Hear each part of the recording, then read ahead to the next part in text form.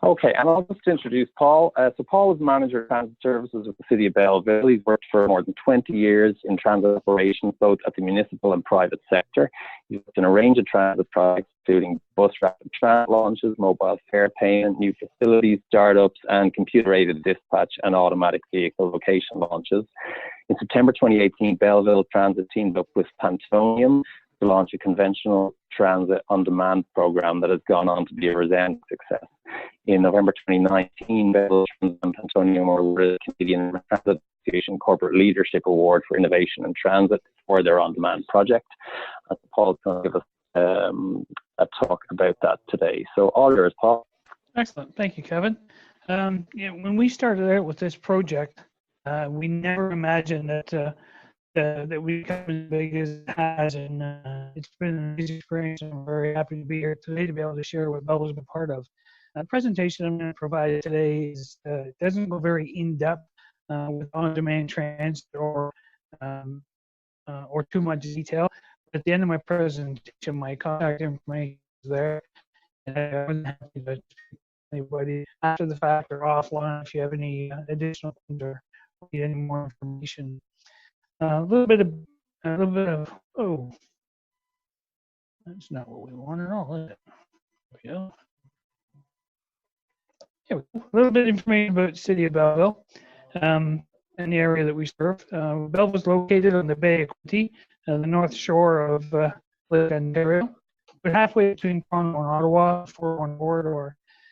We have a home to a Loyalist College is here in Belleville, and we also have a large industrial park area that is home to Procter & Gamble, Magna Carta, and some other institutions that provide us for some regular worship. It's a very population of about 2,000 people. We cover 247 square kilometers. Our transit last year drove just over 1 million miles at 1,079,000 kilometers, not miles. And our transit total hours are 57,421 this year. And we have 9 fixed bus routes on our daytime scheduled service, and our nighttime service is our on-demand or ODT. We have 16 conventional transit buses in our fleet. They're all 40-foot Nova low floors. We have 3 specialized transit vehicles that are operated by a third-party contractor. We have 34 drivers, 2 supervisors, 3 mechanics, 1 customer service person, and last year we carried just over 1.1 million passengers. This year we've already exceeded that. We will be approximately 1.23 million passengers this year and continue to grow year over year. In 2018, our train did not offer a nighttime service. Our daytime weekday service ended at 9 p.m. Our service ended at 7, and our Sunday service ended at 6:30. We were getting a lot of feedback from the businesses in our industrial park area with workers that wanted to get to work to take on that second and third shift, and residents in the area and businesses also demanding something after 9 o'clock at night. Everything doesn't stop at 9 o'clock, especially these days. It's getting to be too difficult for employees to accept work for evening shifts unless they arrived early or could get a cab or have a friend pick them up. In our Northeast Industrial Park area, after we got looking at it, indicated there was a ridership of 12,000 employees per day. And that is constantly growing as those companies expand in Belleville. We took this information to council, and they approved a 1-year pilot to test the on-demand for a late-night bus service, specifically to start providing service for the industrial park area. As the service was initiated, and it was designed as a 1-hour fixed route that circled the city, and we used 2 buses on that service to get the headway down to 30 minutes so that the service was 30-minute service. We also made this route designed so that it would flex or deviate off of the fixed route to permit the pickup drop of passengers at any city bus stop. The catch was, though, the customer had called during the week between 8:30 and 4 to pre-book that flex service. The trouble was getting the bus back to the route following any deviation without missing a stop or even running late. And sometimes we achieved one of those, but never both. And in all reality, the service consistently late was very unreliable and not user friendly at all.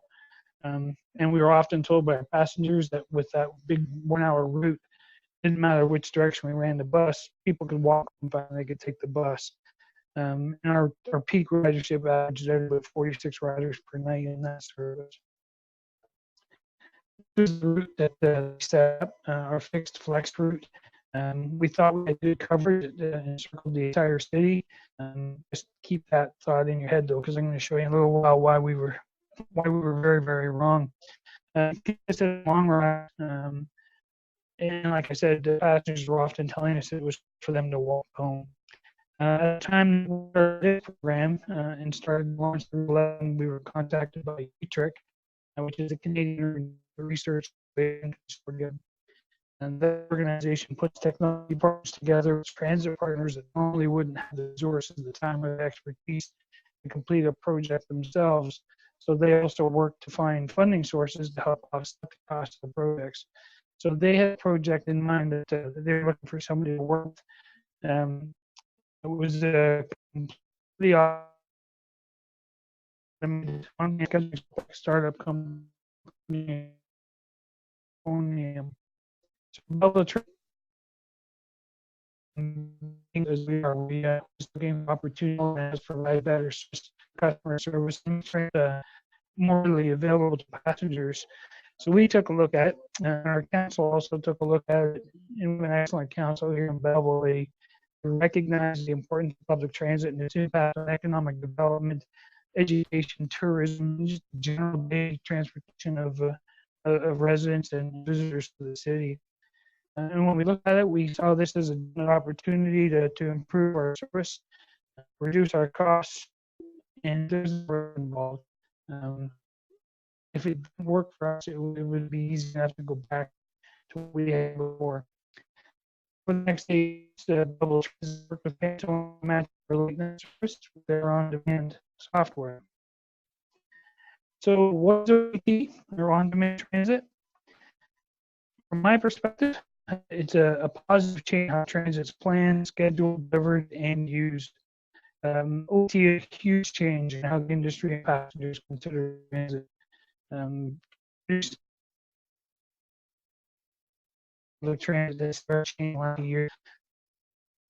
Our transit always been a route designed by transit, schedules designed by transit, and then riders are forced to plan their routes and their timing according to the transit's design schedule.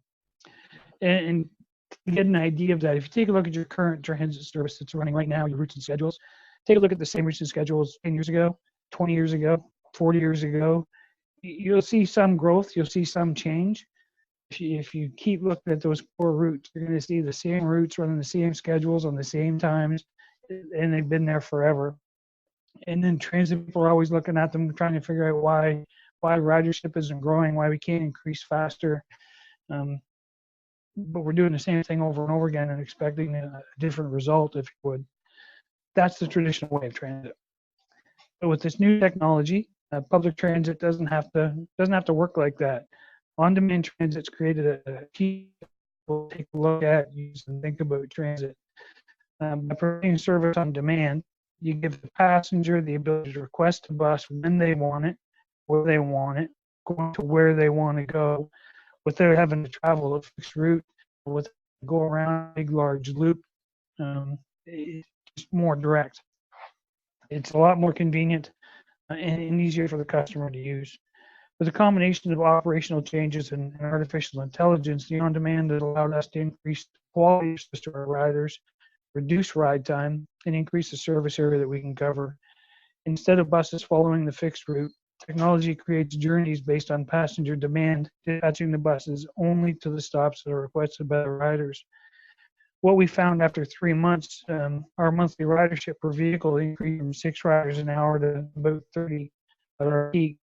And this change was made using the existing infrastructure that we had in place and without using any human dispatching.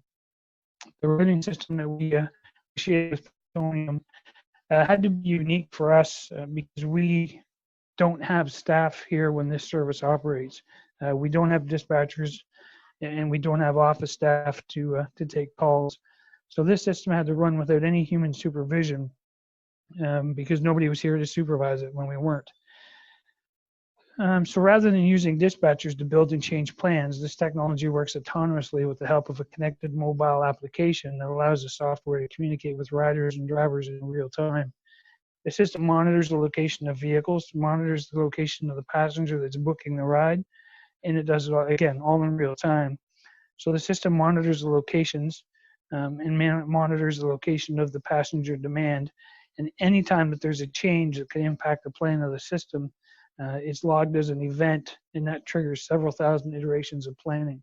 The system will automatically, if somebody books or cancels, the system autonomously, immediately recalculates every ride that's involved in the system and tries to maximize the efficiencies of every bus at all times. So just to try and compare regular conventional transit to an on-demand transit trip, this is a ride in Belleville that is very real. For this scenario, your child has come out of their room at night or home from a sporting event and said that they have a project that's due for school the next day. And by the way, I've got nothing to utilize to do it.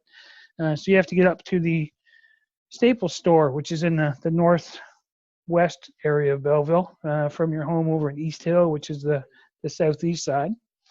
So from your home, we're going to assume you're in the Bridge and Albert Street area, very close to a bus stop, probably less than 200 meters. You look up the schedule and figure out that the bus runs every 30 minutes. So you probably got a 25-minute wait for the bus to show up. You jump on the bus, you have to ride the entire 30-minute route all the way around, back down to the terminal. So you have a 25-minute ride. You transfer at the terminal to the Route 4. Now you have another 20-minute ride on the Route 4 up to the Staples store, and the bus stop is right outside the Staples store, very, very close. Go inside, do your shopping for 15 minutes. The Route 4 is a 40-minute trip. So if you're not lucky enough to catch the bus right on time during the next trip, you get approximately a 35-minute wait for the bus. Now a 25-minute ride on that bus down to the terminal, transfer to the Route 1. And luckily enough, your stop is really close, so it's only a 5-minute ride from there to home. So your total trip time for a 15-minute shopping trip is 2.5 hours. The same trip on demand from your home at Bridge and Albert to the Bell Boulevard Staples store. Our on-demand transit system right now, you pull at your app, you book the bus for as soon as possible, and our average wait time for a bus right now is 9 minutes. So the bus is there 9 minutes after you request it. You climb on the bus. Our average ride time right now for on-demand is 12 minutes. So the entire time you're on that bus, you're heading towards your destination. You're not riding around the fixed route that takes you out of your way. You get on that bus and you're heading in the general direction. You may have to stop for a few more people to get on and off because it is public transit, but you're still heading towards your destination. You're there in 12 minutes. You jump off the bus, you go inside, you do 15 minutes of shopping. While you're waiting in line, you pull out your app again. You request the bus to pick you up as soon as possible from where you are to your home. And again, an average 9-minute wait, average 9-minute ride. Your round trip, including your shopping time, is 57 minutes. So you've taken an hour and a half off your trip with on demand. On September 17th, 2018, Belleville Transit and Pantonium soft launched our on-demand service to the residents of Belleville. Our thoughts initially when we launched the service was that we would permit it would permit our 46 passengers to get home quicker at night without driving that long 1 hour round route. We could just get them on the bus, get them home, drop them off. Then the bus would be able to sit and wait at our bus terminal for additional calls. We wouldn't be using additional fuel, wouldn't be wearing and tear on the bus, and we'd be able to save some operating costs that way. Still in that traditional mindset, we assume that ridership, like with most new transit services, we're going to grow over time as customers became comfortable and confident in the technology and the service that we were providing. Because again, normally people are a little shy to jump on a pilot program because they don't want to become dependent on it. and then have that pilot get canceled or go away, and they be left without that option again. So as we launched, we fully anticipated a very slow growth process that would allow us to market and eventually build up a sufficient ridership to sustain the service and move it forward. In Belleville, that didn't happen. It completely went the other way. Right from our first night of operation, we had passengers showing up. Our registered user account jumped over 200 riders in the first 24 hours of service.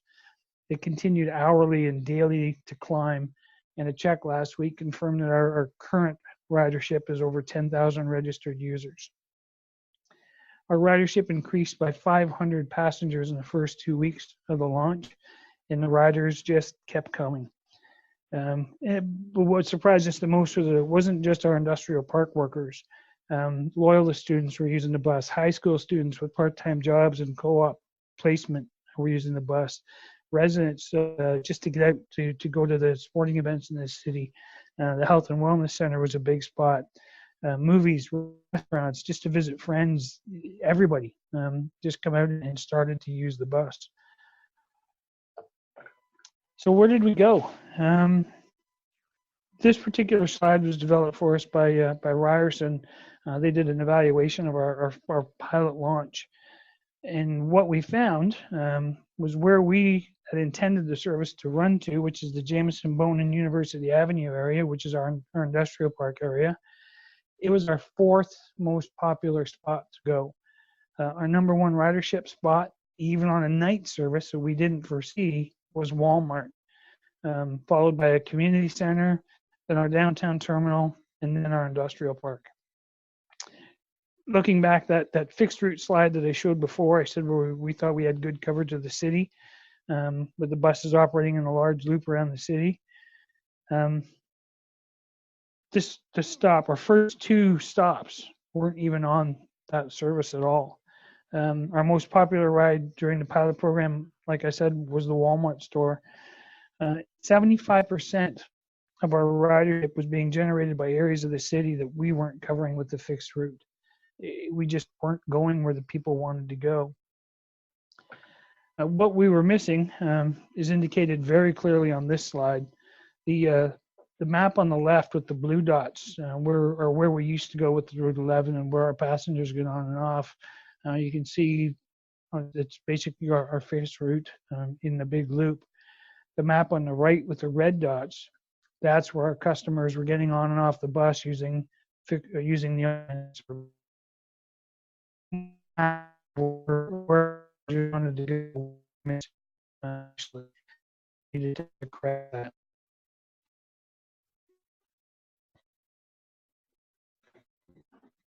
What we place on passengers want services the people show me bus and they mentions like continue 34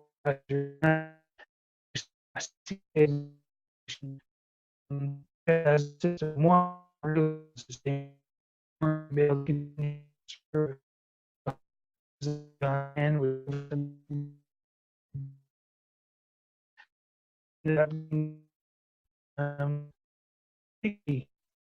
expect in the same buses, the same service, and driving the same to the passenger night or 35 to 45 passengers. What was the problem? This is good. Our 18, so after either our passengers would receive messages on their bookings and book spots. So check it all check on for passengers stops to just review the stop location, all in an effort to make this possible.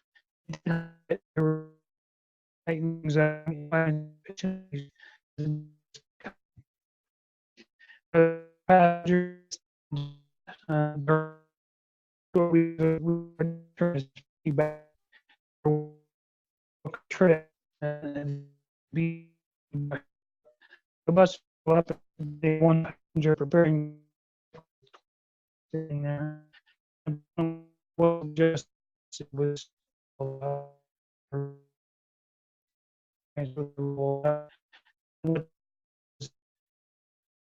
we were able to talk as before, so the driver would do that. That would drive bus over the point would say, okay, all these rides until you get space to the bus. So those factors become what observers to their time and eventually likely they not do another way. So uh,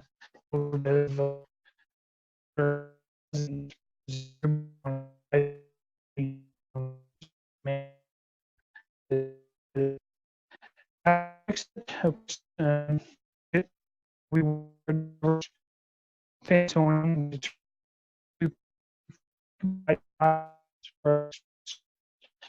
get to a phone and if 100 passengers a month or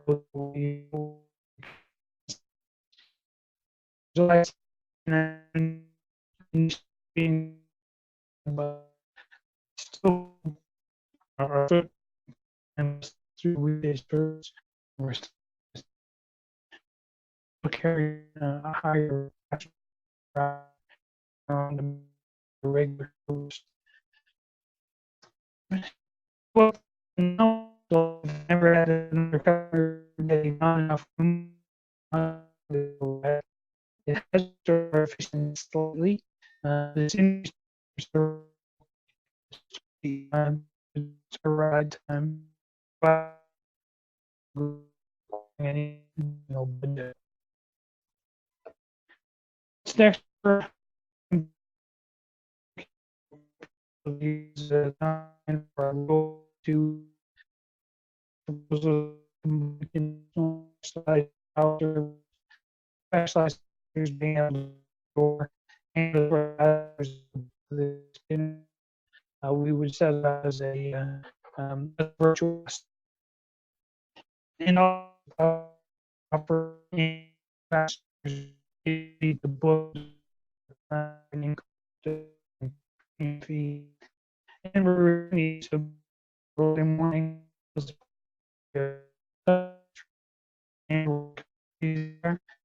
and on demand required or less density area must be and service under to work when home for work, but before in between that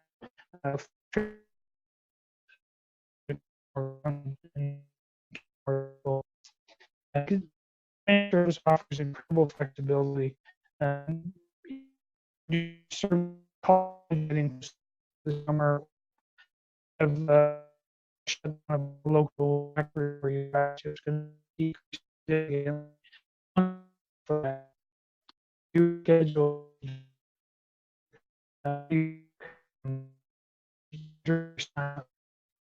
all the next back for you. If you weather with on demand, you're and you significantly too can service not past service how many buses there. This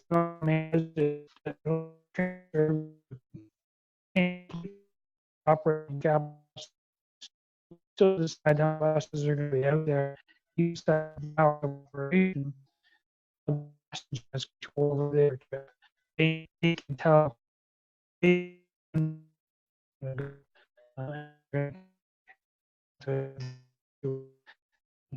incredible on demand everywhere I look with the service. I see possibilities. I want to yet and contact Question or more in depth or more specific of our online service, please